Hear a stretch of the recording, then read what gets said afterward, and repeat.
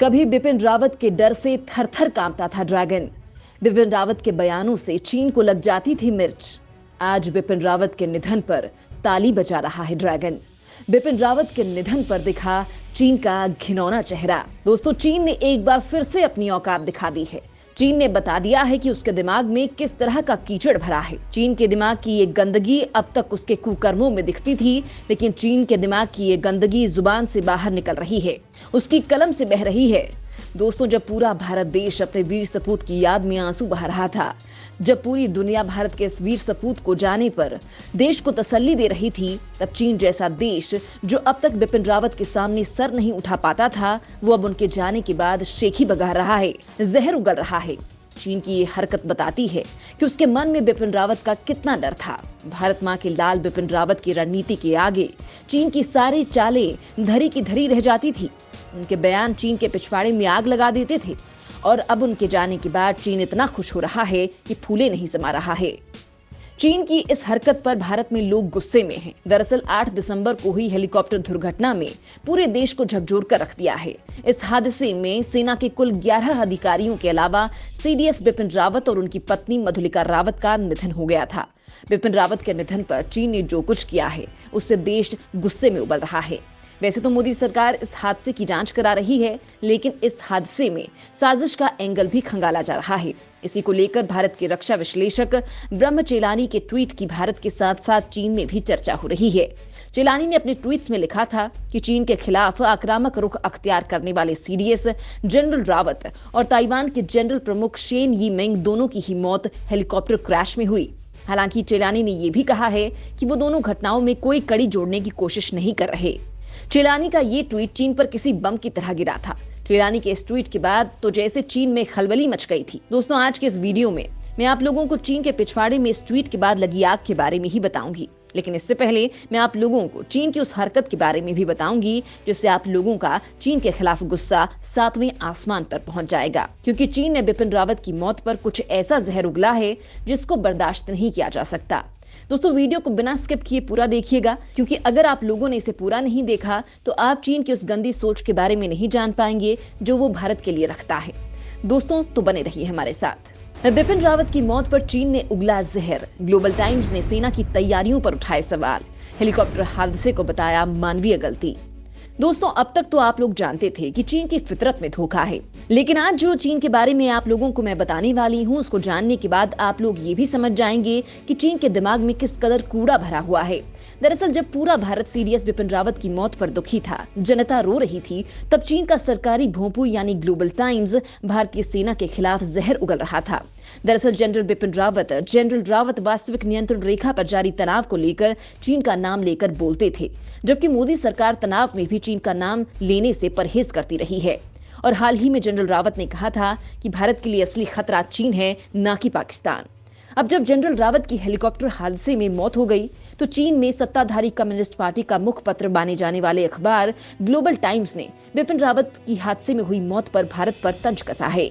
चीन के defence expert के हवाले से छापी गई इस प्रोपेगेंडा खबर में चीन की आर्मी की तुलना में भारतीय सेना को कमतर साबित करने की कोशिश की गई है।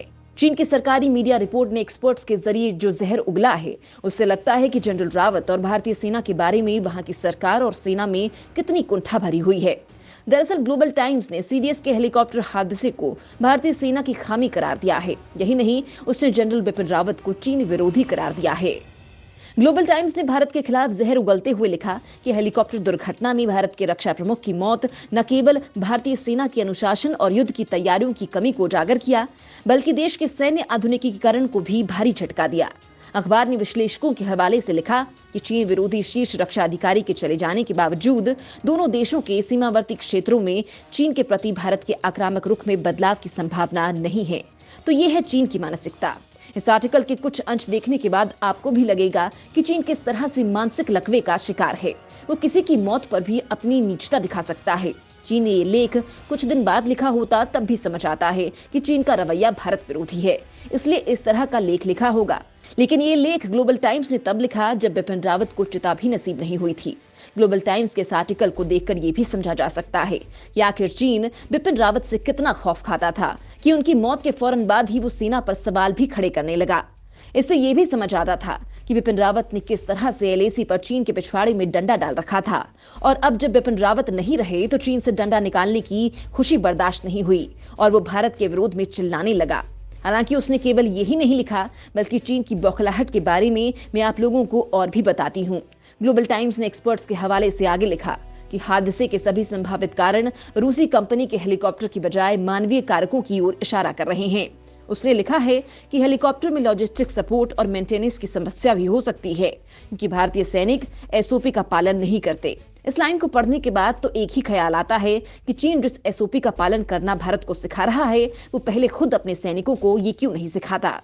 रास्ते का माल सस्ते में खरीदने और बेचने वाला चीन पहले सैनिकों को एसओपी का पालन करना सिखाए, जो लद्दाख में ठंड के कारण रोज बीमार पड़ रहे हैं, पोस्ट छोड़कर भाग रहे हैं।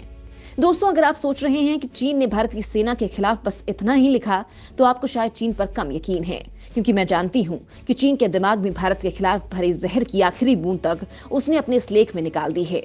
इसका मतलब ये है कि चीन ने आगे भी लेख में अपनी घटिया होने का सबूत दिया है।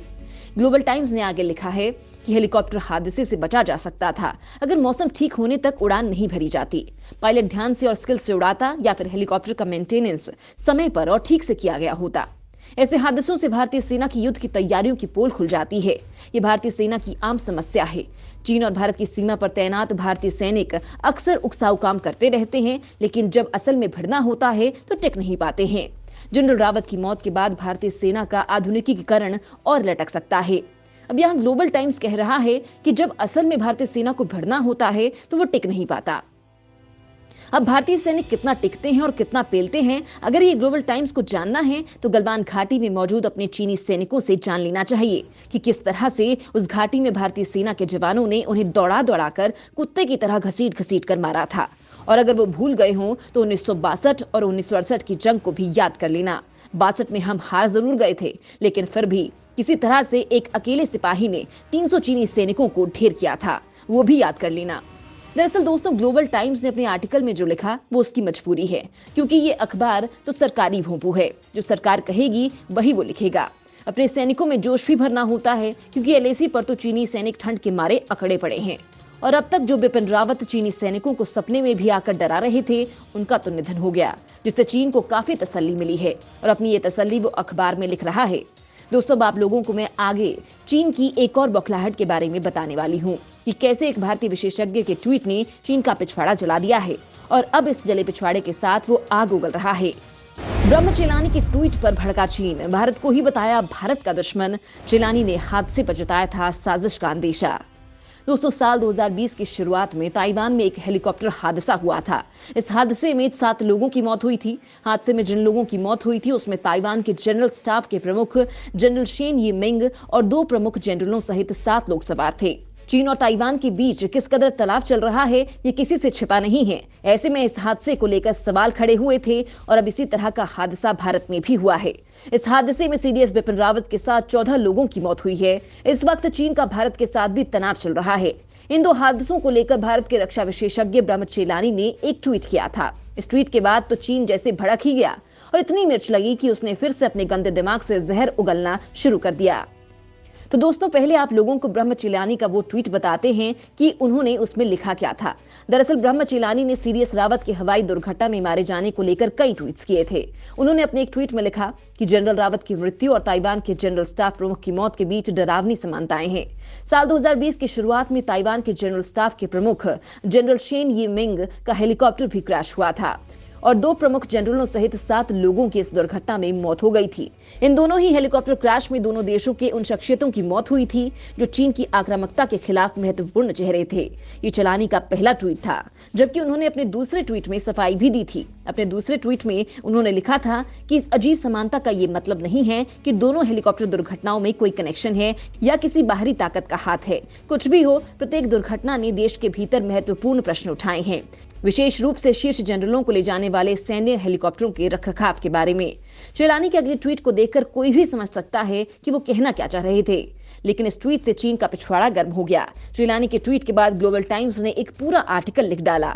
उसमें उसने लिखा कि चेलानी और उनके जैसे भारतीयों को ये याद रखने की जरूरत है कि वो भारत का ही मिलिट्री हेलीकॉप्टर था जो अपने डिफेंस चीफ को बचाने में असफल रहा।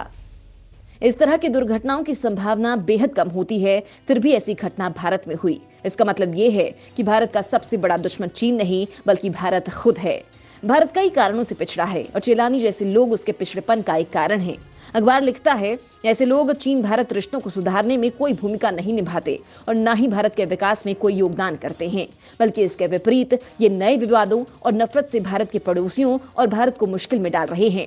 अब चीन को ये कौन समझाए कि दोनों देशों के रिश्ते खराब होने की बड़ी वजह चीन की विस्तारवादी नीति है। अगर चीन अपनी इस नीति से पीछे हट जाए तो सारा मामला सुलझ जाए, लेकिन चीन अपनी आदत से मजबूर है।